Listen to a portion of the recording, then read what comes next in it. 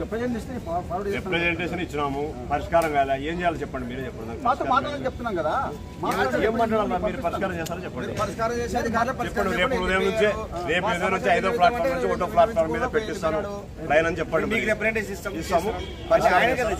నువ్వు లీడర్ అంటావు, అట్లా మాట్లాడుతూ క్షణాల్లో మాట్లాడుకుంటూ అయిపోయేటువంటి ఇప్పుడు మీరు చేయబట్టి చాలా రోజులు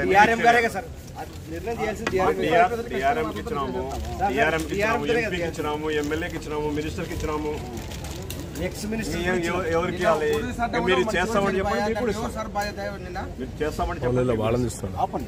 ఈరోజు డోన్ రైల్వే స్టేషన్ నందు గుంటకల్ డివిజన్ డిఆర్ఎంను కలవడానికి పోతే కనీసం రిప్రజెంటేషన్ ట్రైన్లకు సంబంధించినటువంటి కొత్తగా నూతనంగా ట్రైన్లు వేయాలని, అదేవిధంగా డోన్ పట్టణంలో ఉదయం 6:30కి బయలుదేరేటువంటి గుంటూరు డోన్ ప్యాసింజర్ని 1వ నెంబర్ 2, 3 ప్లాట్ఫారంలో వేయాలని చెప్పేసి కనీసం రిప్రజెంటేషన్ ఇవ్వడానికి పోతే కూడా అనుమతి ఇవ్వలేదు. ఇక్కడ ఉన్నటువంటి ఆయన డిఆర్ఎం పిఏగా ఉన్నటువంటి మురళి ఈరోజు కనీసం ఆయన పలానా రిప్రజెంటేషన్ ఇవ్వడానికి వచ్చి మేము పబ్లిక్ తరఫున రిప్రజెంటేషన్ ఇస్తామని చెప్తే కూడా కనీసం ఆయనకి సమాచారాన్ని డిఆర్ఎం గారు కూడా దృష్టికి తీసుకోలేదు. ఇక్కడ ఉన్నటువంటి డిఆర్ఎం పిఏ మురళి ఆయన అవినీతి అక్రమాలు విపరీతంగా ఉన్నాయి.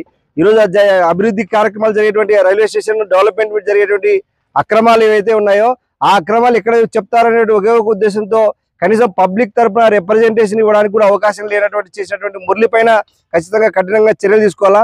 ఈరోజు ఆయన డిఆర్ఎంకి పౌర సమాచార అధికారిగా ఉన్నటువంటి ఆయన కనీసం సమాచారము ఈరోజు పబ్లిక్ తరఫున ఈరోజు చాలా సమస్యలు ఉన్నాయి.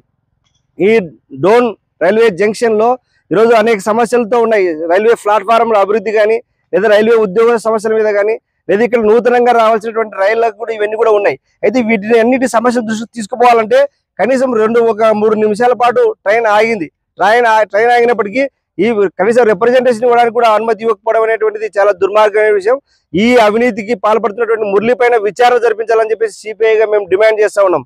ఈరోజు పబ్లిక్ తరఫున ఆయన ఎందుకు వస్తా ఉన్నాడు? ఈరోజు రైల్వే స్టేషన్లో ఉన్నటువంటి సమస్యలు పరిష్కారం చేయడానికి డిఆర్ఎం వస్తా ఉన్నాడు. సమస్యలు ఆయన దృష్టికి తీసుకుపోతేనే కదా కనీసం ఆ పరిష్కారానికి చూపేది. ఎక్కడో రైల్లో కూర్చొని ఆయన మొత్తం ఏసీ బోగిలో ఉండి ఆయన ఏమి సమస్యలు తెలుస్తాయి?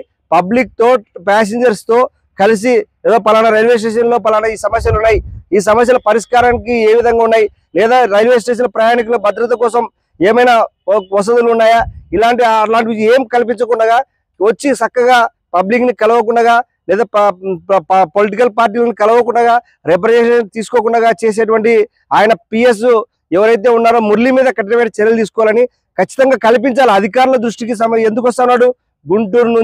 గుంటకల్ నుంచి నంద్యాలకి అనేక రైల్వే స్టేషన్లు తనిఖీ చేయడానికి, ఆ రైల్వే స్టేషన్లో బాగోగులు చూడడానికి, లేదా రైల్వే స్టేషన్లో ఏమైనా లోపాలు ఉంటే సరిదిద్దడానికి డిఆర్ఎం వస్తాడు తప్ప ఏదో లోపల కూర్చొని ఎవరిని కలవకుండా ఏమాత్రం ఎవరిని కలిసినా కలగకుండా ఉండేటువంటి అధికారులు కాదు. కాబట్టి దీనికి బాధ్యత వహిస్తూ అతన్ని మురళిని సస్పెండ్ చేయాలని చెప్పేసి సిపిఐగా డిమాండ్ చేస్తా ఉన్నాం. ఖచ్చితంగా పబ్లిక్ సమస్యలు ఈరోజు చాలా ఇబ్బందులు పడతా ఉన్నారు. ఈరోజు గుంటూరు డోన్ ప్యాసింజర్లో ప్రతిరోజు కూడా 2-3 మహిళలు కానీ వృద్ధులు కానీ కింద పడి అనేక ట్రైన్లు మిస్ అయిపోతా ఉన్నాయి. కనీసం ఆ ట్రైన్ని చేస్తే ఇమీడియట్ గా కొద్దిగా ట్రైన్కి ఉపయోగం. అదేవిధంగా కరోనా కారణంగా అనేక రైళ్లు కూడా రద్దయినాయి. ఏదో బెంగళూరు ప్యాసింజర్ కానివ్వండి, ఏదో హుబ్లీ ప్యాసింజర్ కానీ అనేక రైళ్లు కూడా ఈరోజు రద్దు చేశారు. ఈ కరోనా కారణంగా రైళ్లను పునరుద్ధరించాలని చెప్పేసి ఈరోజు మేము డిమాండ్తోనే వినతి పత్రం ఇవ్వడానికి పోయినాం.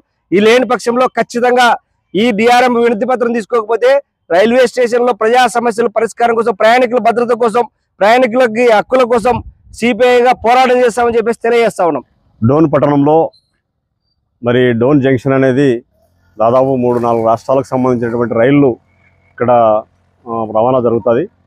అయితే ఇక్కడ రద్దీగా ఉన్నటువంటి ప్రాంతంలో ఈ జంక్షన్లో డోన్ టు గుంటూరు దిగేటువంటి ప్యాసింజర్ రైలు ఉదయం 6:30 గంటలకు బయలుదేరుతుంది. అది లాస్ట్ చివరిలో ఇంకా పనులు కూడా పూర్తవుతున్నాయి. లాస్ట్లో అక్కడ కంకర అంతా పోసి ఉంది, ఒక గూడ్స్ అడ్డం పెట్టింటారు. అసలు ఆ ప్లాట్ఫామ్ మీదకి 5వ ప్లాట్ఫామ్ మీదకి పోవాలంటేనే కూడా మనుషులకు దారే లేదు. అలాంటి మనుషులు పోవడానికి రాకపోకలకు ఇబ్బందికరమైనటువంటి ప్లాట్ఫామ్ మీద ఆ ట్రైన్ అక్కడ పెడతా ఉన్నారు. మేము సిపిఐ పార్టీకి ఇప్పటికే 2-3 నెలల నుంచి ప్రయత్నం చేస్తూ ఉన్నాం. డిఆర్ఎంకి ఇవ్వాలని చెప్పేసి ఇక్కడ ఉన్నటువంటి స్టేషన్ మాస్టర్కి ఇచ్చినాం, ఎంపీ గారికి లెటర్ ఇచ్చినాం, ఎమ్మెల్యే గారికి ఇచ్చినాం, అందరికి అధికారులందరికీ ఇచ్చినాం.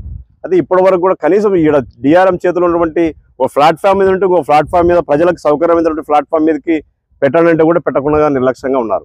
మేము డిఎం గారు కలిసేకి రోజు పోతే ఆయన పిఏ గారు అసలు కలవడానికి కూడా అవకాశం లేదు.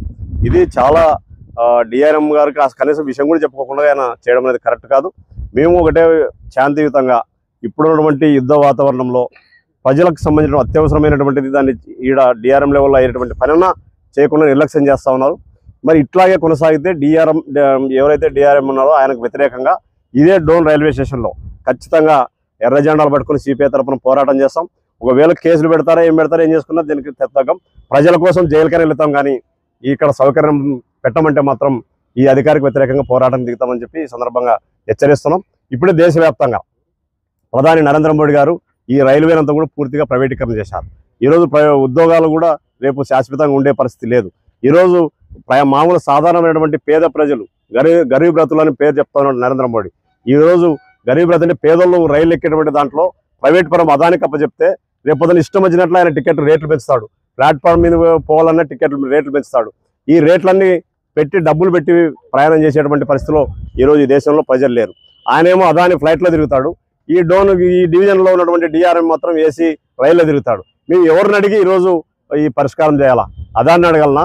డిఆర్ఎంఏ దొరకడంలే. ఇంకా అదాని ప్రధాని నరేంద్ర మోడీ ఎప్పుడు ఈరోజు ప్రజలకు అందుబాటులో ఉంటారనేది అర్థమవుతోంది. అందుకోసమనే గతంలో రైల్వేకి ప్రత్యేక బడ్జెట్, ఆ బడ్జెట్ని తొలగించి నీతి ఆయోగ్ తీసుకుని వచ్చినారు. అది నీతి ఆయోగ్ అనేది ఒక పనికిమాలినది. దాని సమస్యలు పరిష్కారం చేసే పరిస్థితి లేదు. అందుకోసమనే ప్రత్యేకంగా రైల్వేకి ప్రత్యేక బడ్జెట్ కావాలి. రైల్వే ప్రైవేటీకరణ ఆపాలి.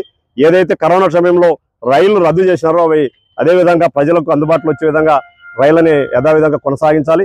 డోన్ పట్టణంలో మాత్రం ఖచ్చితంగా ఏదైతే 5వ ప్లాట్ఫామ్ మీద పెడుతున్నారో దాన్ని 1వ ప్లాట్ఫామ్ మీద పెట్టాలా. పెట్టకపోతే కొంత సమయం ఇచ్చి ఖచ్చితంగా సిపిఐ పార్టీ ఆధ్వర్యంలో ఈ రైల్వే స్టేషన్లోనే కూర్చుంటాం, రైలు పట్టాల మీద కూర్చుంటాం. దాన్ని పరిష్కారం చేసే వరకు వదలమని చెప్పేసి ఈరోజు రైల్వే అధికారులకు ఈ ప్రభుత్వానికి ఒక హెచ్చరిక తెలియజేస్తున్నాం సిపిఐ పార్టీ తరఫున. Thank you.